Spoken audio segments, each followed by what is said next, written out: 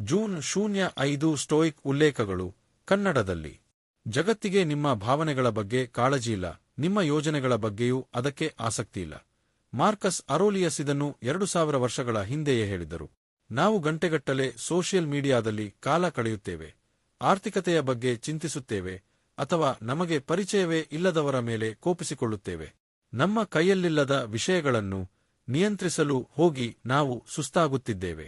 The daily stoic ನಮಗೆ ನಿಯಂತ್ರಣದ ವಲಯವನ್ನು ಸರ್ಕಲ್ ಆಫ್ ಕಂಟ್ರೋಲ್ ಕಲಿಸುತ್ತದೆ.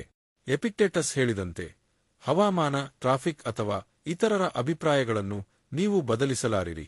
ನೀವು ನಿಯಂತ್ರಿಸಬಲ್ಲ ಏಕೈಕ ವಸ್ತು ನಿಮ್ಮ ಮನಸ್ಸು. ಗಾಳಿಯ ಜೊತೆ ಹೋರಾಡುವುದನ್ನು ನಿಲ್ಲಿಸಿ, ನಿಮ್ಮ ನಿರ್ಧಾರಗಳನ್ನು ಸರಿಪಡಿಸಿಕೊಳ್ಳಿ. ನಿಮ್ಮ ನಿಯಂತ್ರಣದಲ್ಲಿಲ್ಲದಿದ್ದರೂ ನೀವು ಯಾವುದರ ಬಗ್ಗೆ ಹೆಚ್ಚು ತಲೆ ಕೆಡಿಸಿಕೊಳ್ಳುತ್ತಿದ್ದೀರಿ? ಕಾಮೆಂಟ್ ಮಾಡಿ.